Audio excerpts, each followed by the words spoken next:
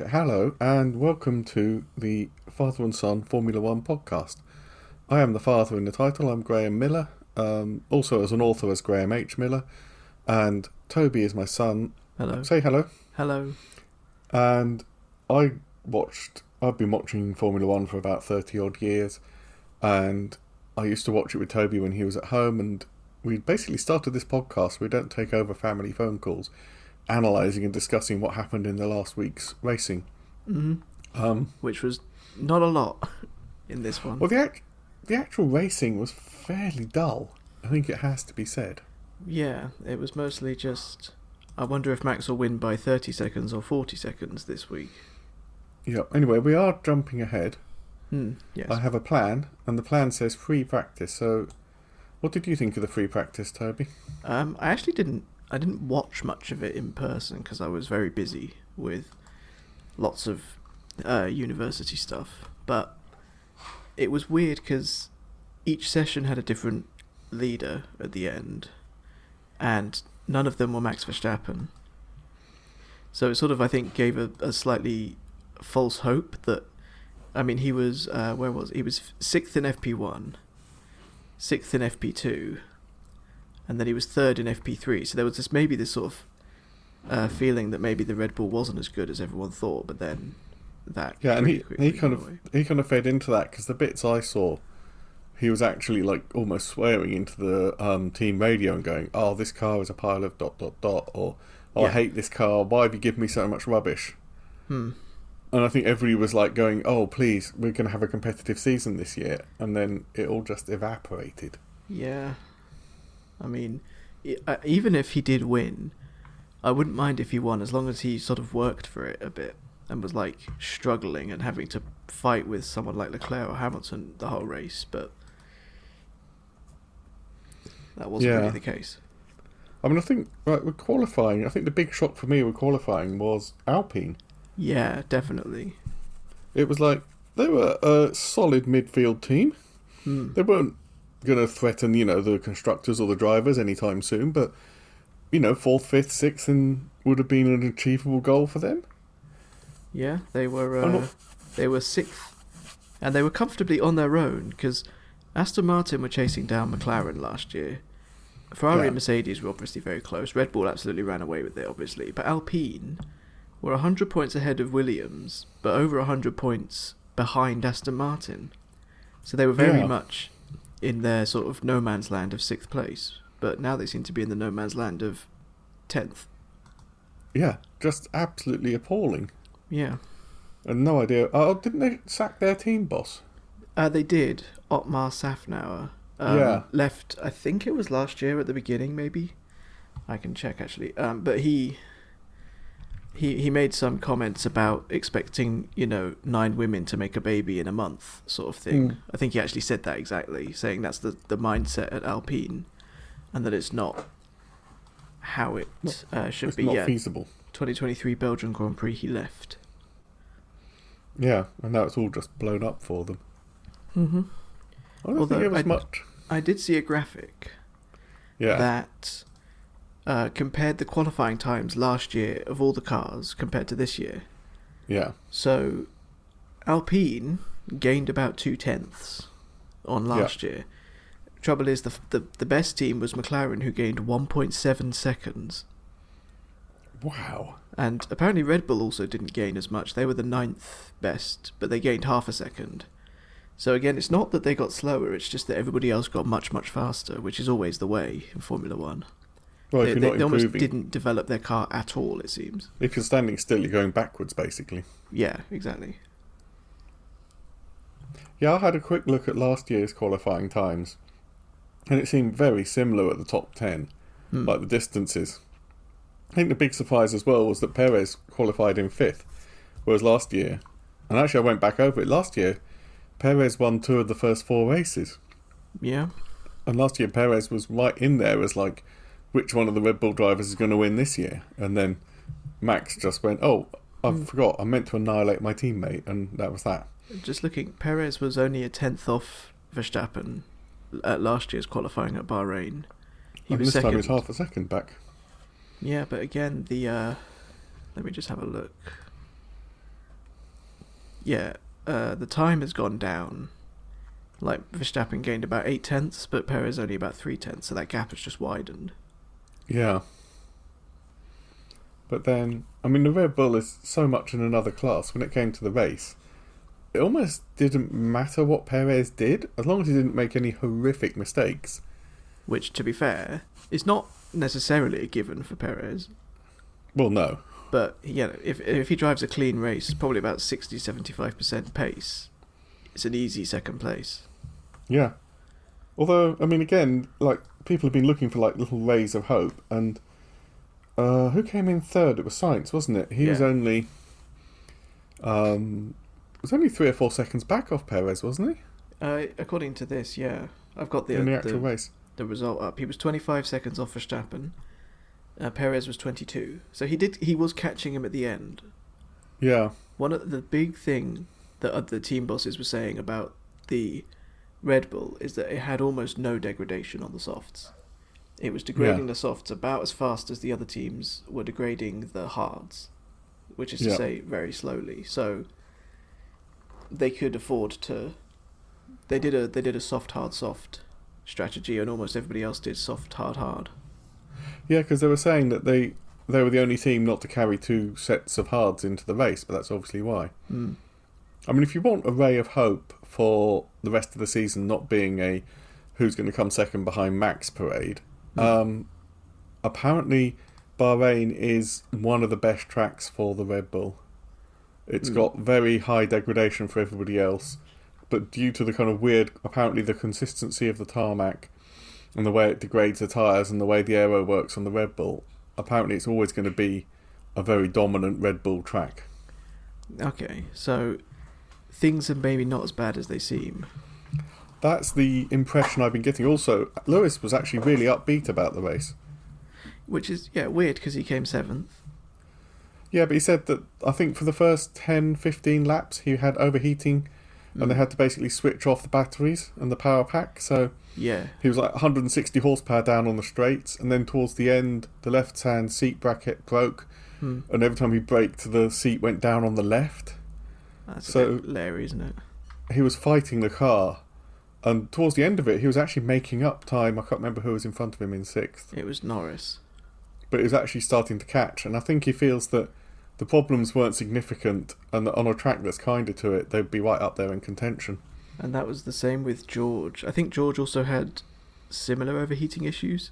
Yeah. But towards the end of the race, he was also, I think, starting to catch Leclerc ahead. Yeah. But, I mean, Leclerc's car had all sorts of issues as well. Yeah, he was... I mean, you could see that first stint on the softs. He was fighting that car. I mean, the amount of times the commentators said there's a replay of Leclerc's lockup. Oh, no, it's the second. No, wait, the third lockup he's had at turn 10.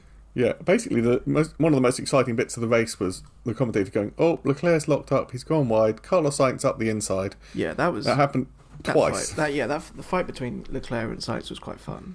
And have you seen the really unfair video that's been put out? It's been like memed and on all the sites and everything. No. Where Sainz comes in, you know, where they've got that big area before they get up on the podium, where all the teams are, and you get like Hamilton or Max leaping into the arms of their team, and everybody's cheering them. Yes.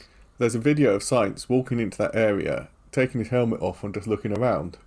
And they're all like, "Oh, his team can't even be bothered to celebrate his podium." Yeah. But I've watched it several times. It's only about 3 or 4 seconds. You can actually see a wall of red off to his left. Yeah. And it's cut really sharply. Yeah. So I think he walked into the paddock, walked into that area, took his helmet off, took his earplugs out and his balaclava, looked him out and went, "Guys, I've won a podium for you." And somebody decided to cut it just before then. Yeah. To kind of give the narrative that... I mean, Ferrari wouldn't not celebrate. They've got a podium. I mean, they also might have been more interested in what the hell was wrong with Leclerc's car and his brakes. But I mean, it also... at the Singapore podium that Hamilton got last year, apparently Mercedes didn't really show up to the paddock for him. But Russell did push his car into a wall about, a minute and a half earlier. So again, maybe they were like more concerned with that than... Yeah. But again, people were like, looking back at it now, because Hamilton was instead shaking hands with Ferrari mechanics, and now they're saying, oh, that might be one of the moments where he got a bit... Oh, that's a bit of kind of 2020 hindsight, isn't it? It is, yeah, it's a bit... But again, I don't know if it's... I don't know how sort of real any of that is, because it's a bit sort of... Yeah, you can pick and choose the video to kind of fit your point, can't you? Well, yeah, exactly.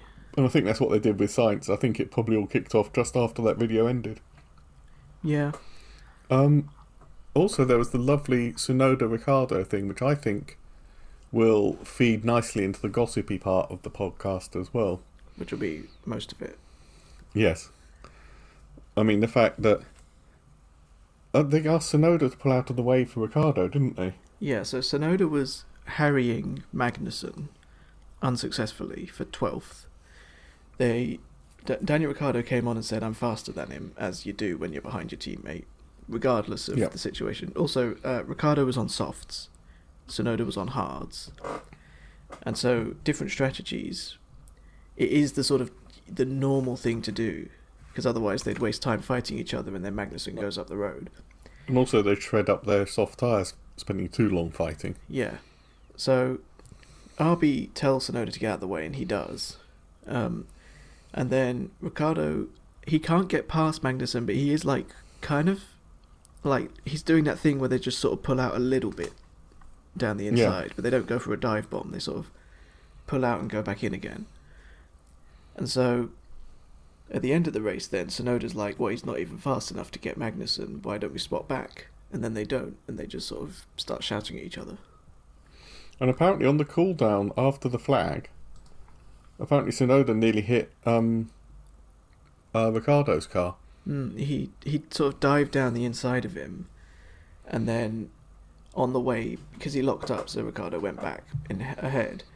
On the way back up, Tsunoda went off the track right next to Ricciardo's car, overtaking him on the outside, even though Ricciardo was on the outside, and almost hit him again.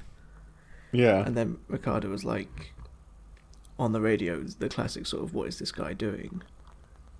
Well, yeah, because at the end of the day, you're a team player, no matter what happens. And if he has an accident, especially on the cool-down lap, that's money and carbon fibre and time for the team to rebuild it and everything. Yeah.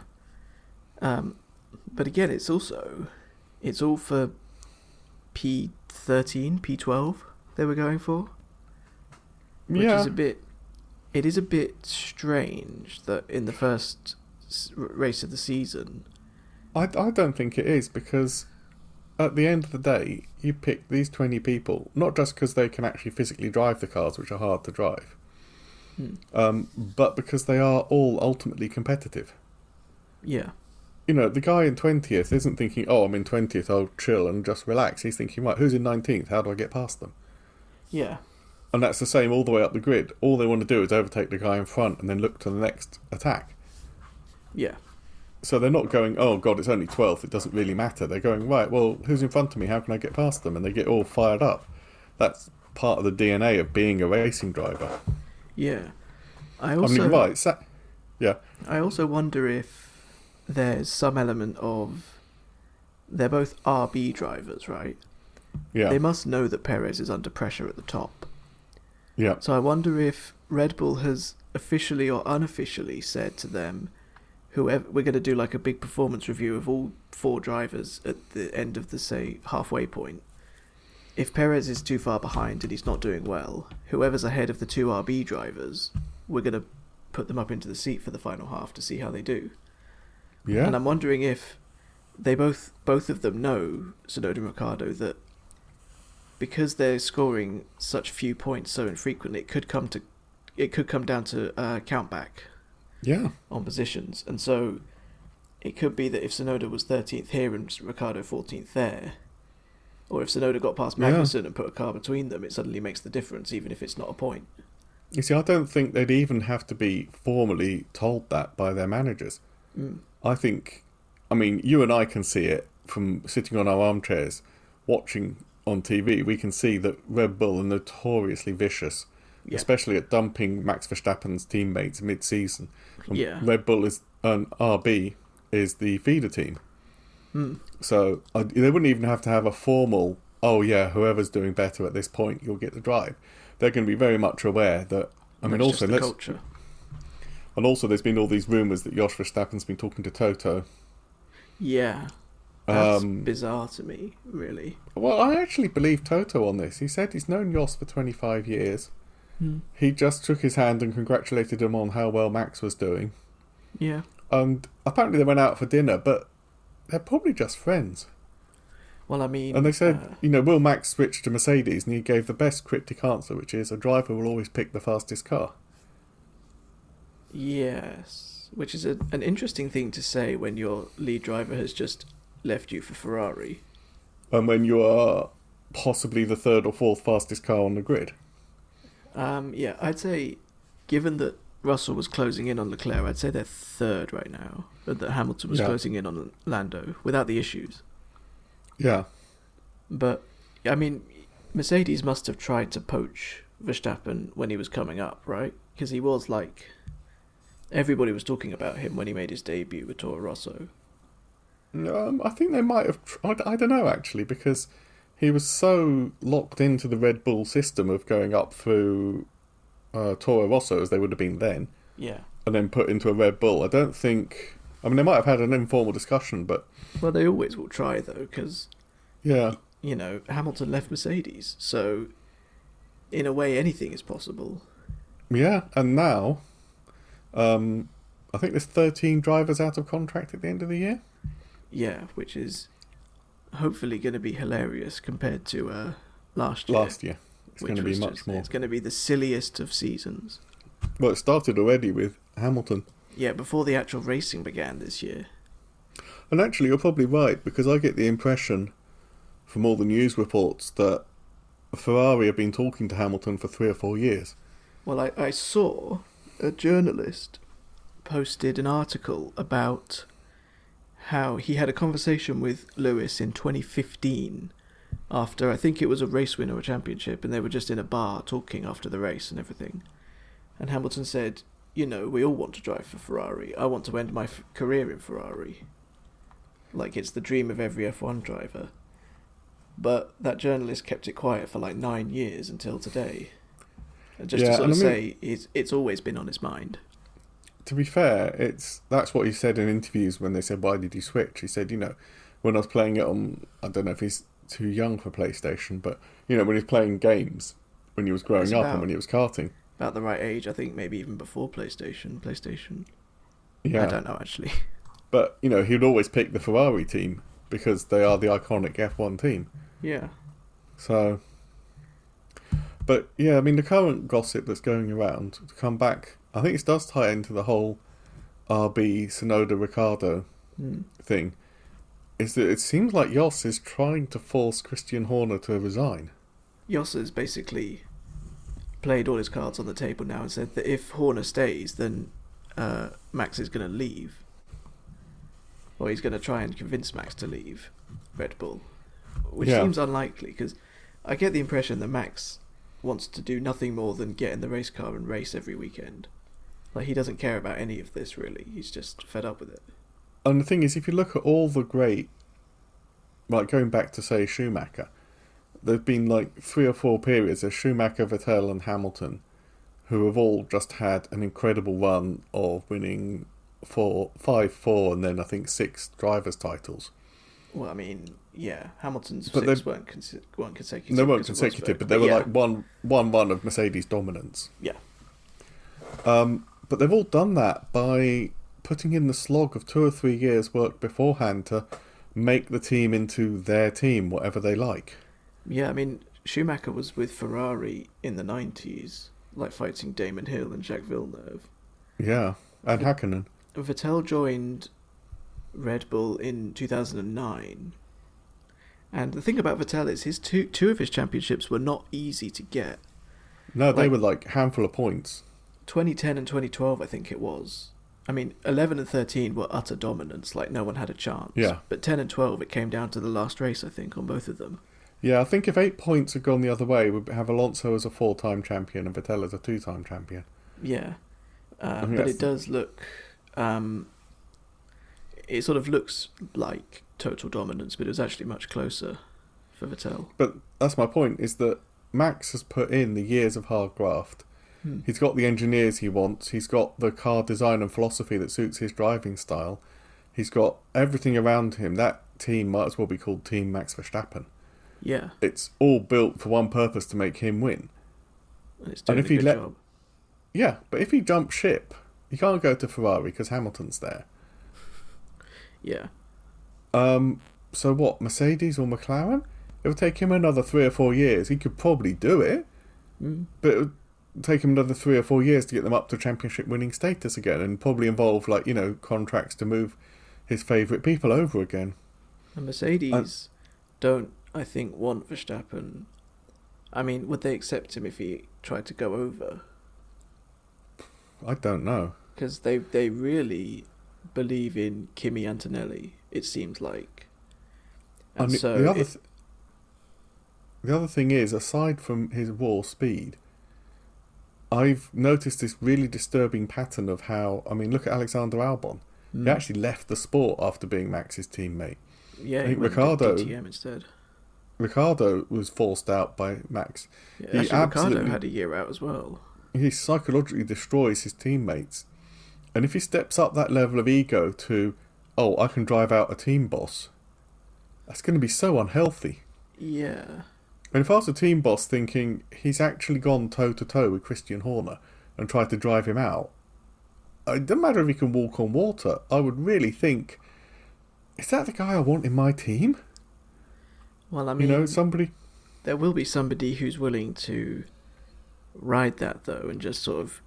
Because what will happen then is Max will basically get a pawn in to just do whatever he wants and build the car how he wants it, and not sort of question him or do anything. Like, Max is like, I want this driver as my teammate, they'll get it for him. Instead of Horner sitting down and going, actually, you know, Checo's the fastest, so we're keeping him. I wonder why.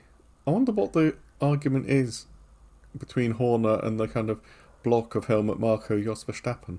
I think it's, from what I've seen, it's just a power struggle. Because of, since Dietrich Mateschitz died, there's been a vacuum there, and his son Mark has taken over. Yeah. But there's also apparently a power struggle between the Austrian and the Thai halves of the company. Yeah. Because it's still 51% Thai-owned Red Bull, apparently. Yeah. So I think... Again, we don't really know details. We don't really even know if these allegations were real, or if they were just... If they were real, or they were sort of exaggerated or even fabricated by Jos and Marko to get him out. Well, there was enough there to get a barrister to sit down in a room and interview Christian Horner for, 8-10 hours? Yeah. I mean, that's not cheap. Barristers are like hundreds of pounds an hour. Yeah. So there must have been enough in them to warrant that level of expense. I think what some people have said, which I kind of am thinking is the case, is that Horner did or said something. You know, he's quite a sort of aggressive and harsh guy. So, yeah. But a lot of the culture there at Red Bull is that if you can't hack it, then you got to leave because it's the top level of the sport. And for years, everybody's just accepted it because they can either, you know, grow thick skin or they can leave. But maybe Horner and Helmut Marko and Jos Verstappen found someone who was sort of unhappy with it and maybe picked him up on saying some stuff that he shouldn't have been, which normally would have been swept under the rug and he'd have just, like, I don't know, paid them off or apologised, but they've sort of blown it up. Yeah. Because one of the complaints was controlling environment, which is kind of, you'd almost expect from a team boss like Horner, because it's, you know, his team. Well, yeah, but you've got to look at, I mean, again, what Lewis has been saying about moving to Ferrari. He said that he spent years making the atmosphere at Mercedes. He spent years making the atmosphere at Mercedes much more inclusive, and he's got much better representation. And I know for a fact that even though people kind of laugh at him, he does things like mindfulness with the whole factory. And he has that very much flat management style where if, like, the guy whose job it is to tighten up this bolt has an idea, he'll listen to them. Yeah. So I think he's kind of building a different culture at Mercedes. Again, which then makes you wonder what the hell would happen if Max did go to Mercedes and found this kind of touchy-feely, inclusive culture. Maybe they would. Maybe they get him to go to therapy about Yoss and like his childhood and stuff, and then he'd actually ditch his dad. Yeah. But that's unlikely, actually. Yeah, I think it wouldn't be a fit, to be honest. Because, Lewis was openly talking about looking forward to the challenge of changing the Ferrari culture and getting it more inclusive and more women and more people of colour and, Yeah. I'm sure the Italians will absolutely love that. Yeah. Yeah, Lord knows how that's going to work out, but... Although, if Lewis wins races and or championships for Ferrari, the Italians will bow at his feet, so... Yeah, it's like back to the kind of Schumacher days, isn't it? Yeah. Where it doesn't really matter. As long as he got them 5 championships and they loved him for it, so... Yeah. I was actually looking up something, because it occurred to me the really big difference is, first of all, you got Tsunoda and Ricciardo. Yeah. Where Tsunoda was complaining over the radio and he was making his feelings clear and he was kind of fighting. But he did what he was told. Yeah. And then you go back to Brazil a couple of years ago, which still sticks with me, where I think Max was 5th and Perez was 6th. Yeah. And Perez was in a literally 2 or 3 point life and death struggle to get second in the championship, almost certainly with Hamilton. Yeah, I think it was Hamilton. And they come on the radio to Max and they say, we need to swap places, Perez needs the points. I think if it's Brazil, I think Max had the world title in his pocket by then. Yeah, he did. I think he was crowned champion at that point. Yeah. So it makes no odds to him whether he's 5th or 6th. But instead of like going, oh guys, I can't believe it, or and then doing it, he was like, I've talked to you about this before, I don't do that. Yeah, I've made my reasons clear. That doesn't happen in my team, basically. Yeah, which again comes back to my point about him actually trying to force out a team boss. Yeah. It kind of emphasises that attitude of, well, I do what I want to do, and I don't do what I'm told by the team. But again, also, it's the... So, this was, I think, 2017, Russia. Hamilton wanted to chase, I think it was Raikkonen, I don't remember. He wanted to chase someone for the podium. Bottas was ahead of him. So, they swapped the drivers. Hamilton couldn't get past the driver ahead, so on the penultimate lap, he gave the podium back to Bottas. Yeah. He actually swapped back and said, okay, I had a good go, there you go. Which, it wasn't for 12th or for 6th for his teammate, it was actually for a podium during the championship fight. But he still... and podium's one of the things that go on your record. It's what the kind of stats people will talk about, isn't it? Yeah. And it was just, it's a very different, it's a big difference in mindset. And I think it's one of the reasons that Bottas was so willing to sort of roll over for Lewis so much, because there was that kind respect. of... Yeah, mutual respect was there. And that doesn't seem like it's there for Perez and Verstappen, but it kind of doesn't matter, because Perez is very rarely ahead of Verstappen. Yeah. I actually looked back into the archives, because I remember this when I was watching it in 1999. Wow. It was the bizarrest thing. It was the Silverstone Grand Prix. And it was the warm-up lap, when they're going around getting to the grid. Yeah. And Eddie Irvine and Michael Schumacher were the 2 Ferrari drivers. And they actually came alongside each other like they were racing, going into a corner. And then Schumacher locked up all the brakes, slid into the barriers and broke his ankle. And that's why he didn't win the world title in 99. Yeah. It actually went to Hakkinen that year. Yeah. Because he obviously had to have a few races out with a broken ankle, I think leg or whatever. Yeah. But the article I read, which again highlights the kind of mindset difference, Ferrari actually investigated afterwards. And there was one bolt that wasn't correctly tightened down in the braking system. Right. And that's why he locked up. I thought it was like him and Eddie playing, having a bit of an on-track fight, even in the warm-up lap. Which they probably were. There was antagonism there for definite. I think they got Barrichello in after that. But the interesting thing is, at no point in his career did Michael Schumacher ever blame the team for that. No. He never ever went on record and said, well, if that guy had done his job properly, I'd be, a 8-time world champion, I'd have won. He just never mentioned it. He never ever ascribed blame to the team. He was just like, oh, it's one of those things. Yeah.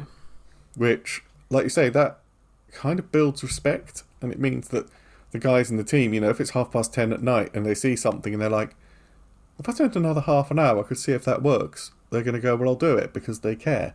And because they've been listened to. Yeah, because they're Schumacher-inspired loyalty. Yeah. In them. By, things like that. And, I mean, if you're the guy who tightened up those brakes, whose job it was, you'd be feeling awful anyway, wouldn't you? Yeah. Especially when the investigation came out and it was like, that bolt there should have been tightened down. You'd be like, But I think he recognised that everybody makes mistakes, Yeah, and that it wasn't going to help him to publicly slate the team. No. Because for him, he wanted to win championships with them, and he did. Yeah, and that's what it comes down to, is ultimately what will achieve my goal. Yeah. And he obviously looked at the team he built around him in Ferrari, which was like... Oh, God, I've forgotten it. Who's the guy who's gone on to the FIA now? Brawn. Yeah, it was Ross Brawn and people like that. And he'd obviously got a good enough team. And he's like, well, there's no point alienating myself from them because we're ready to go and win championships. Yeah. And that's exactly what they did. Yeah. So, yeah. Is that it? I think so. I think I just do need to point out, because it's been a bit of a Max Verstappen bashing session. I actually really... Yeah. I respect him as a driver. Yeah. I mean, I think he is probably one of the drivers of his generation. He's and like you say, he beat his own teammate by 25 seconds. Yeah. Over a 57-lap race. That means he was comfortably, I can't do the maths, like 0.3, 0.4 a lap faster. Yeah. I mean, last season, he failed to win 3 out of 22 races. Yeah. Which actually... he set the record for percentage wins, which used to be, it was one of the old ones in the 50s where they had 8 races per season and somebody won 6 of them. I don't think it was Ascari, I think. Yeah. Yeah. I thought that would stay for a long time because it's just a 75%. It's 6 out of 8, but he beat it. Yeah, and some of those races would have been his car, like at Saudi, his car was so superior and so suited to the track that he didn't really have to try. But some of them he absolutely fought tooth and nail for. Yeah. And overcame problems. And was it Miami that he qualified badly because of a red flag and he just fought back? Mm. Yeah, it was. He was 9th. Yeah. So, I mean, yeah, I think there were some worrying indications about his personality and the people he surrounds him with. I mean, both Helmut Marko and Jos Verstappen have got in trouble for saying really massively inappropriate things. Yeah. But you can't take away from the fact he is just a legendary driver. He's so fast and so good. But we've always known he was so fast. And yeah. The problem he had was that he was fiery and that he would get in crashes and blame people and get annoyed. And it seems like that's gone away now. He's matured a lot since, I think, 2018. Who's the guy he pushed in Brazil? Was it Ocon? Yeah, it was Ocon. And now, Ocon was basically last in this race, so... And again, I watched that video a couple of times, and I kind of felt for Max, because Ocon comes up to him and goes, oh, mate, I need to apologise, and Max is like, yeah, just go away. Yeah. And I think if that had been me, I'd be like, right, well, I've tried to apologise, he's not in the mood. But Ocon just kept after him like 2 or 3 times, and I think after the 3rd time, Max was just like, yeah, he pushed I told you to go away, read the room. Yeah, he's like, I just don't want to... We both have to be here to wait, but let's just leave it for a bit. Because they all acknowledge that with the adrenaline, they're not actually really in a right state of mind. And whenever there's a crash and then they go to interview, 90% of the time they say, I haven't seen the replays, I haven't talked to the team, I'm just going to go and cool off for like an hour at least, and then I'll see what happened and see who's to blame.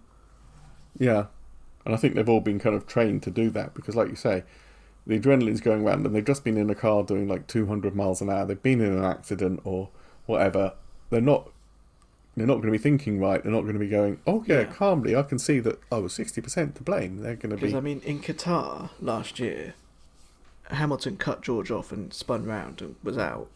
And in the radio, they said, are you okay? And he said, well, I just got taken out by my own teammate. But then, way after the race, he tweeted and said, I looked at the replays and it was my fault. I'm sorry. Yeah. Like 100 just completely owned up to it. Because, like, again, in the car, you don't know anything. You can't really see anything. No. And it's just sort of like instant and adrenaline. Yeah. But, Oh, yeah. you've got a really fun stat about the opening race of the season, haven't you? Oh, yeah. This was the first opening race of the season to have all 20 drivers finish, or have no DNFs, I should say. Which has been happening a lot recently. They're getting more... Do you also think that's because it's the first opening race to have no rookies in it? Could be. I mean, 'Cause let's see who DNF'd last year. It was Piastri, Leclerc and Ocon, but I feel like they all had mechanical issues, actually. As much as Piastri was the only rookie, what about the year before that? I'm going to just go on a rabbit hole of... Yeah, because the whole point of there being all the same drivers as last year is there are no rookies on the grid. There's nobody unfamiliar with a new team as well. No, they all know the team, they all know the circuits, they all know the cars. We haven't had a big reg change either, so the cars are behaving the same. So it's... Yeah. Mate, and the race did really feel like business as usual. It was uncannily like watching a 2023 race, except occasionally a stake, whatever they're called, a kick Sauber would turn up and you go, Oh, I do like the bright green cars. it's growing on me, I'll admit. Seeing them actually on track, they are more distinctive than I was expecting. And you're watching all the carbon fibre, the kind of mashup of Williams, Aston Martin and Mercedes going around and going, which one is that? And then a bright green car goes through and you go, Stake F1, kick, Sauber, whatever. They're Saubers. Yeah. I do still like the RB as well a lot, though, on track. It Well, looks like really a good. credit card on wheels, but okay. Okay, but like, all F1 cars look like that because they've got to have sponsors on them. Yeah. Like, good-looking F1 car with no sponsors is just a sign of a failing team, really. Well, yeah. But yeah. So, I think we're going to wrap it up there. Yeah. Again, as always, thank you for listening. Please do like, subscribe, follow us, whatever you normally do. Yep. We're actually really on quite an intense period, aren't we? Because we're recording this on the Monday, and if I'm right, I think free practice starts on Thursday. So Yep, for Jeddah, Saudi Arabia. Although I still think that the Jeddah track looks like an airport car park. It does. I'm actually quite looking forward to that because Max didn't win there last year, and I think Mercedes and Ferrari will have got a lot of the gremlins sorted out. We might get some true idea of the pace a bit more. And it is a street circuit, and Perez is notoriously good at street circuits for some reason. Yeah, he loves them, doesn't he? Yeah, I mean, he won Saudi. He got pole in Miami last year. He Baku, I think he won last year as well. He's just a fiend for a good street circuit. And also, I think you really wouldn't count out either Hamilton or Sainz. I've got a feeling they do really well on street circuits as well. I think Hamilton does well on all circuits, to be honest. Yeah. If it's got tarmacs and corners, Hamilton will be fast. And I think you're right. I think Tsunoda and Ricciardo can feel the change in the air, and they want to prove that they're the best driver. Yeah. I think Sainz is writing his CV. And he's also maybe sticking it to Ferrari a bit, saying, "Oh, you didn't believe in me." I actually think he's often been a better driver than Leclerc, and I think now the shackles are off, and he's like, "Well, they are a weird pairing because I've often thought that Sainz is more consistent, and Leclerc is less consistent. But when he's on it, he wipes the floor with him. Leclerc will be unbelievably fast, but then he'll spin into the barrier, or he'll just have an off day. Whereas Sainz is kind of a more complete driver, but his overall pace seems lower than Leclerc. Yeah, he's consistent, slightly slower, and on form Leclerc is faster, and off form Leclerc is slower. And that sort of averages out to basically the exact same place in the championship. I mean, Leclerc was 6 points ahead of Sainz last year, but Sainz won a race and Leclerc didn't. They're a weird combination. Yeah. It'll probably be the same thing with Hamilton, actually, because he's very consistent as well. Yeah, it'll be interesting to see how that... Anyway, yeah, we're rambling. We've already done the thank yous and everything, so we're going to sign off and we will upload another one in a week's time because it's all happening at the moment. And then there's a break until Australia, so that's nice. Yep. Cool. Okay then. Okay, bye. Bye.